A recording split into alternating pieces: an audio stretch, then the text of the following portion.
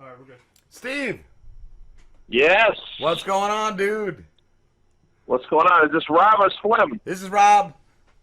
And What's Slim, up, I'm man? here too. I'm here too. Slim's kind of here. I was just like reading. Is Slim actually like a skinny dude, or is he just like fat as fuck and then you call him Slim? To be No, honest? No, he actually is. Like, yeah, I'm a skinny dude.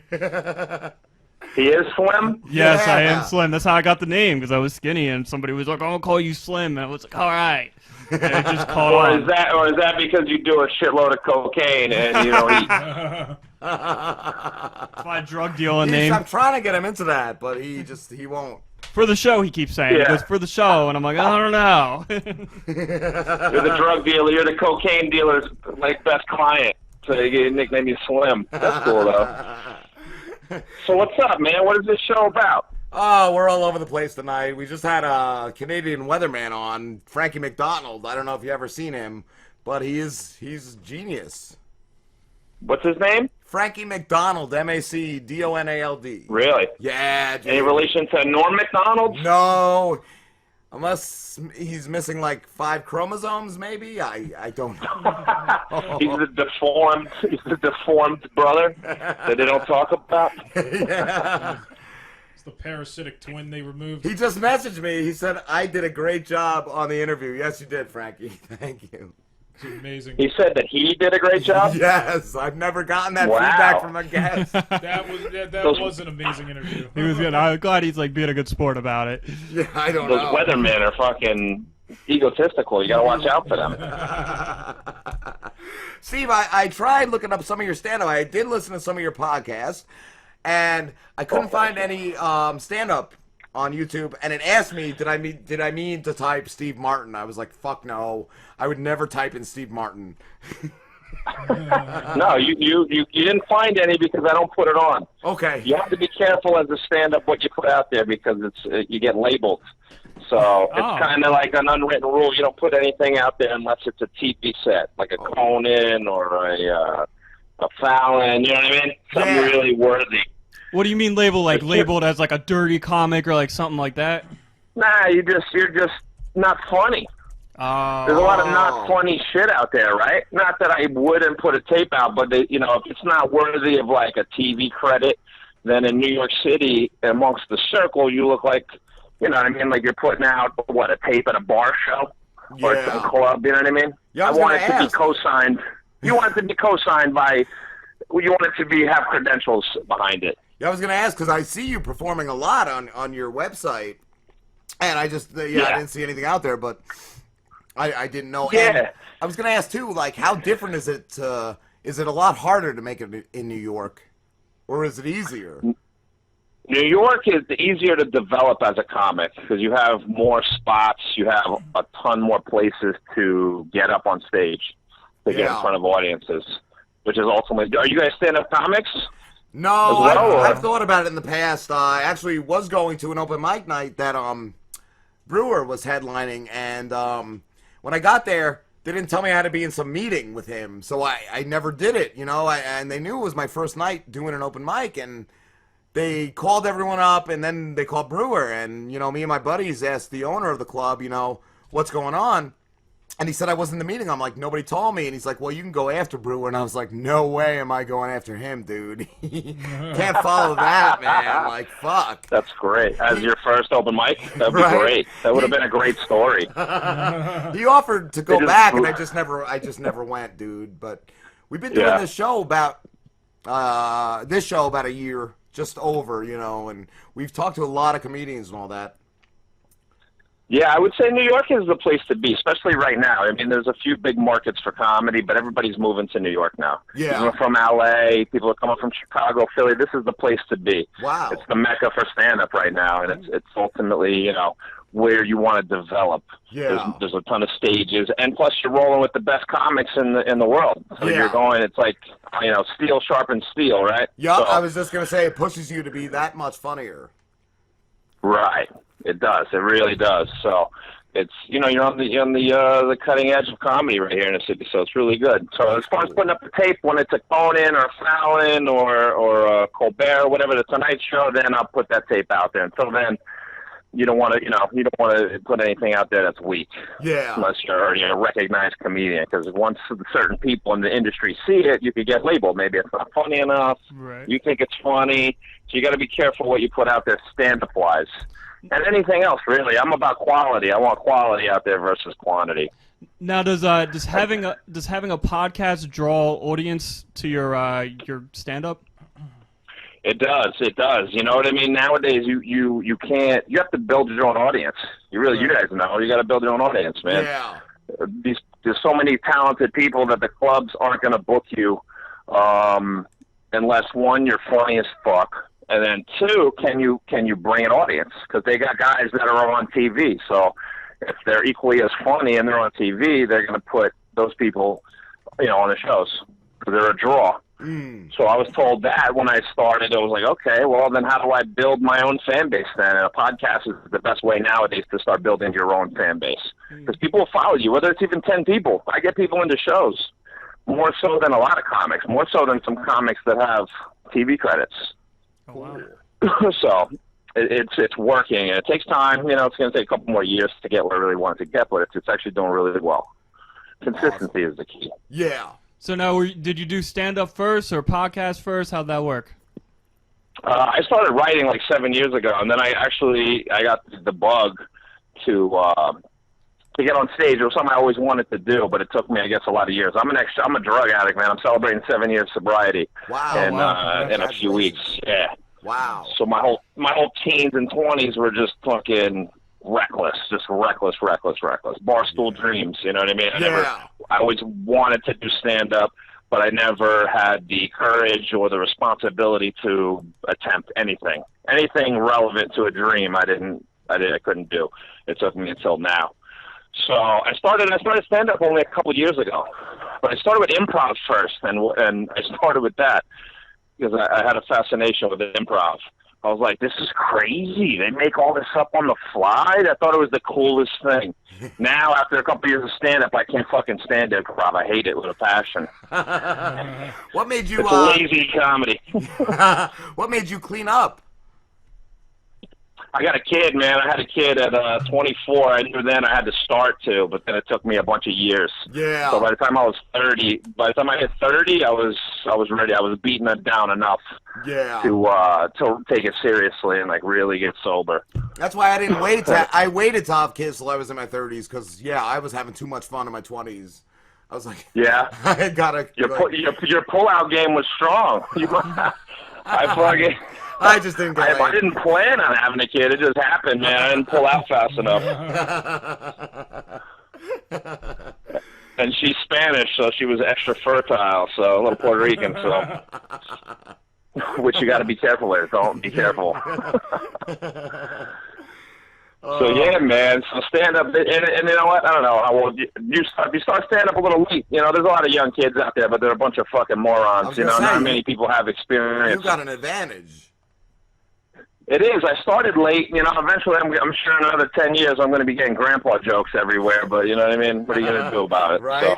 And you're also at the age where you kind of don't have. You're starting to lose your I give a shit. You're getting to that age where you're almost old enough to just say whatever the fuck you want. Yeah, I do. I mean, my comedy's pretty. I mean, I'll do whatever I want, but I'm not totally radical where, I'm like, fuck this cunt, whore, bitch, fuck those spicks. I don't do any of that shit. Yeah.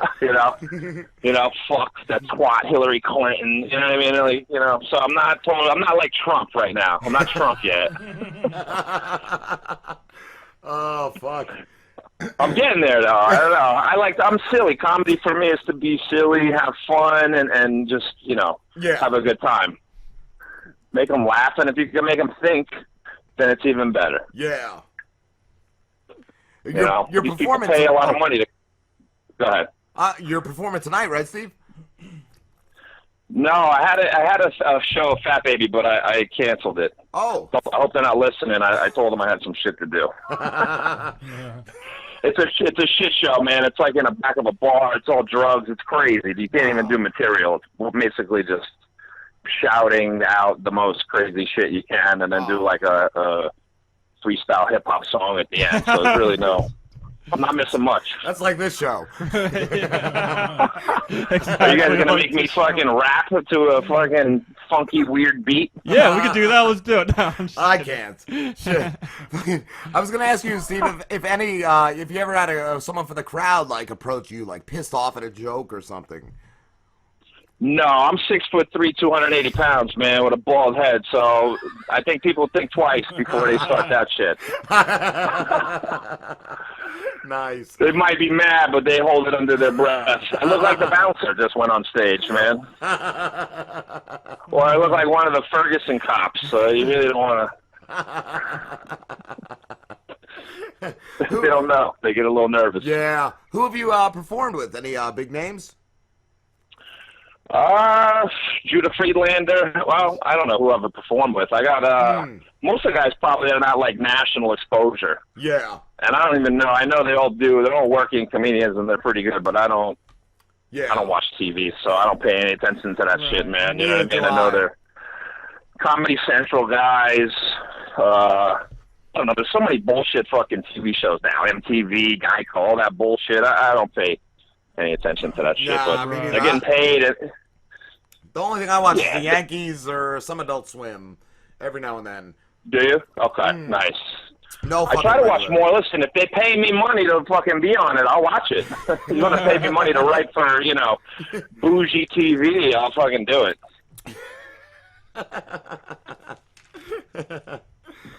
That's cool, man. Have you ever been stiffed, like, by a club owner? No, New York is a small scene. New York is a small scene, man. They don't play around out here. And my home club is the Stand, NYC, the Stand in Gramercy. It's a new club. It opened up probably when I started comedy. Kind of went hand in hand, and they do comedy right. They manage comics. They opened up another place in Long Island City, Queens. They do it right, man. They treat the comics great. Nice. They, the food and drink are great. They're all about the product that they give to the consumer. Yeah, that's awesome. Quality product. That's great. Yeah, that's good to hear. I like that. Like, that's really good to hear. Have you ever performed at Caroline's? Not yet, no. That's more of a headliner club, and then most of the other spots are showcase clubs where they do 10-minute sets. Okay. Yeah, that's the only place I've been up there. I think I saw Jim Jeffries. Yeah, I saw Jim Jeffries there. Okay. Yeah, that's the difference where they do a headliner where the guy will do an hour. They have a feature before him that does like 20, 25, and then a host. And more of the bigger clubs and definitely throughout the country, that's kind of how they do their shows with a headliner. And in the city, they have showcase spots where they just do maybe 7 comedians that do about 10 to 12 minutes each. So you're seeing a bunch of comedians, just hitting them, bang, bang, bang, bang, bang, and that's more of the showcase set. Yeah. So it's smaller sets. Those are more like city spots. Okay. That's cool. But one day, I'm not a headliner yet, but I'm working my way up to that. Yeah, Takes some guys 15 years. I'll be there in a couple years. Yeah. That's the New York. That's the Queens in me, man. Have you ever... Yeah, exactly. Have you ever traveled to any other cities to do stand-up?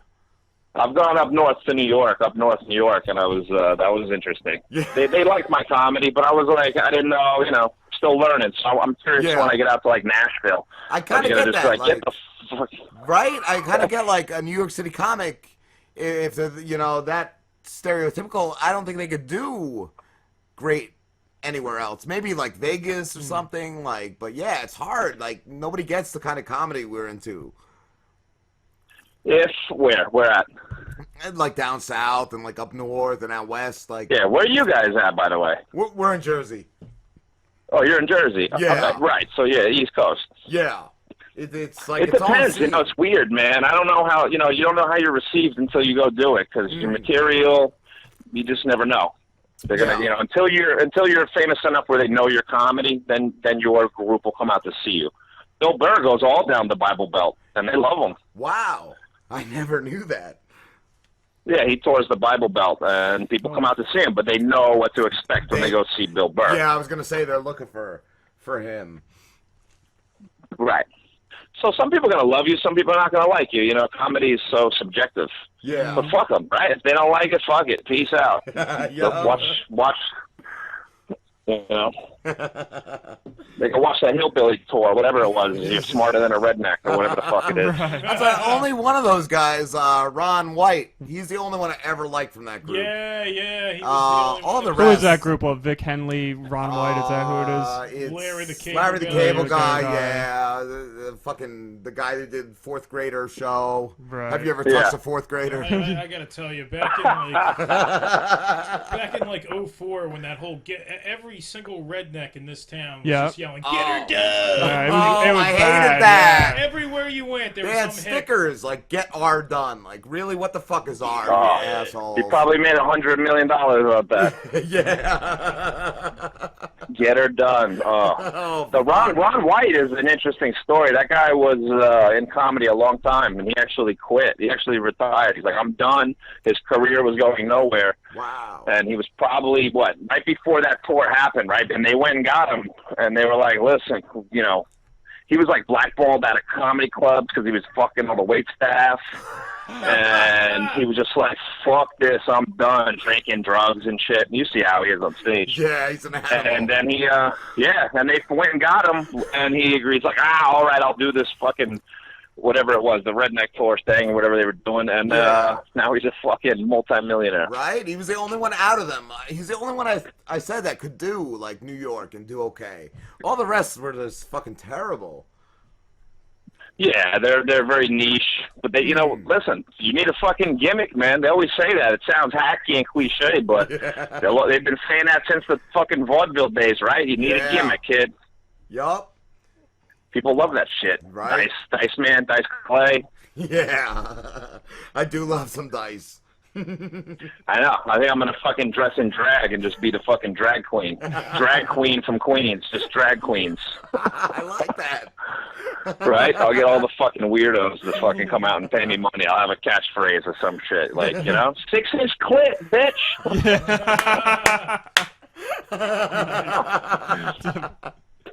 Put that on your fucking bumper sticker. Oh, that's fucking great. It's nuts. Who are your... So what, go ahead. No, you go, bro. No, I was going to say, where in Jersey are you guys? We're down the shore by LBI. You guys aren't like Jersey Shore dudes, are you? No, definitely not that. Slim doesn't have his fucking black gelled hair fucking back with doing his laundry with a tan, is he? Slim? Better not be. Back in high school, I used to slick the hair back, but He just needs just to do for the hell that of it. But next yeah, week. I will do that next week. GTO, bro. GTO, bro. GTF. Where's the protein shake, bro? Stay fresh to death. Oh. Yeah, all right. I just want to make sure. No, man, we're not like that. I'm from up north, but I moved down here like 95, so I don't know, man. What who are your idols as a comic? I was going to ask. I go back to Richard Pryor, man. Richard Pryor was the man. I grew up with black comics. I love black comedy. Wow. For some reason, I have no idea why, but I love Cat Williams is one of my favorites. Yeah. Eddie Murphy is one of my, favorites growing Nice. I loved Richard Pryor's the man. Oh yeah. Who was the Bernie Mac? Bernie Mac was fucking amazing, man. Yeah, I got into him later on in life to appreciate him. I guess after he died to really watch his stand-up. But yeah, man, really good, really funny. Yeah, and DL Hughley, he fucking kills me, man. He's funny. Yeah. I watched his special. I like him. Not one of my favorites, but I enjoyed it. Who's the other guy that did the movie with Will Ferrell? Kevin Hart? Kevin Hart. Oh my God, he cracks me up. I don't know what it is about him because I don't find him that hilarious, but it's just maybe the He's animated. He gets you on the tricks, man. He's animated, and he's got gestures and his tonality. He does all the little tricks that you learn doing comedy, of the voice inflection. Okay. And the faces, man. He's just silly. He's so short, and he's just goofy and silly. Yeah, because there's something about it, like I said, I can never pinpoint, but he always cracks me up. And he's likable. Yeah. You got to be likable on stage, man. Even if you're a fucking asshole. Even if you're a dick. And there's a lot of dick comics that are just saying inflammatory shit, trying to make it funny. But they're likable. Yeah. You're like, man, he's saying you know, he's fucking raping babies, but he's fucking likable. He makes it, relatable. Exactly. That's what I do. Yeah, you make it relatable? Yeah, I've actually like had that in life. Like one of my closest friends told me once, he said, you know, the shit you say is horrible, but you're such a likable dude. Like, I could see your point or something, you know, like, type of shit. You know, and if you have a likable face, you gotta have a likable face. If your face is disgusting, you know, you can't really say much. That's why I keep telling Slim he's not likable anywhere. I'm sorry, I'm just joking. You got any questions? Our intern Pete is here tonight. Oh yeah, I was wondering, what about Carlin? Are you a big? Because Carlin's one of my favorites. Who's this now? Who's this? He's our intern, Pete. Oh, yeah. You got an intern. He sounds like he's 400 pounds eating tacos. What kind of intern is that? You need a hot chick, dude, as an intern.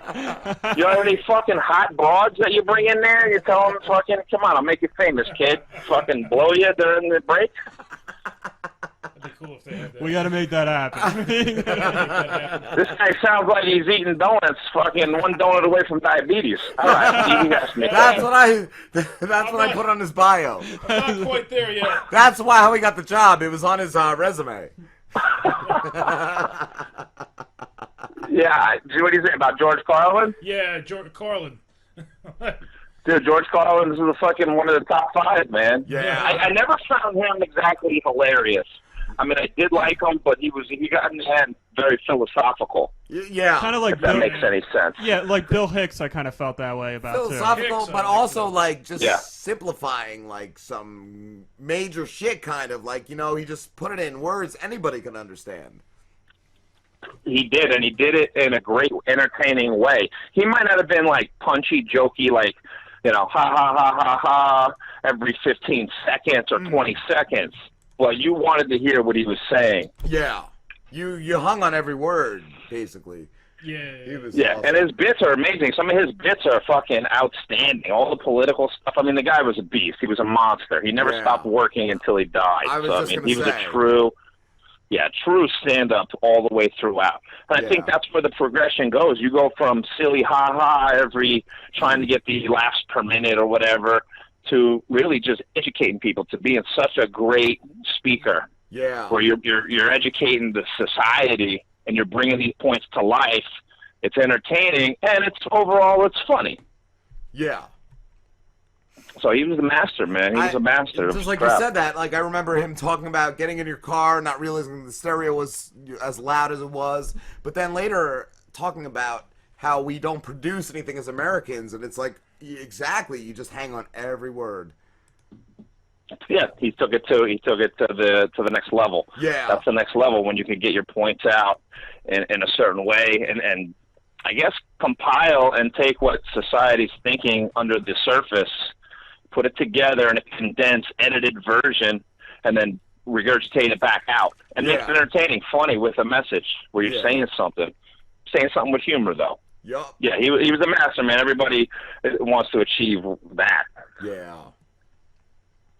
All right, Steve, we actually have to wrap this up, dude. It was so cool talking to you, but can you tell everyone where they can find your stuff? Yeah, Foolish Thoughts Podcast. Go to my website, www.stevemarden.net. I don't own the fucking .com because of that pussy Steve Madden owns it as a misspelling redirect, and I want to fucking fight him. If you could find him, I'll beat his ass. I'm going to try. We'll try to get that on the show. I offered him $500. I sent the message through these domain brokers. I was like, this fucking asshole owns my fucking .com. Yeah. And he doesn't even do anything with it. I swear to God, I'll fucking puncture all his tires. Fucking find him, just roofing nails all over his fucking wife's car. I don't give a shit. Fuck that guy. Yeah, fuck that fag. All right, am I allowed to say that? Sorry, delete that. Beep that out. No, that's staying in. I don't want to upset Slim. I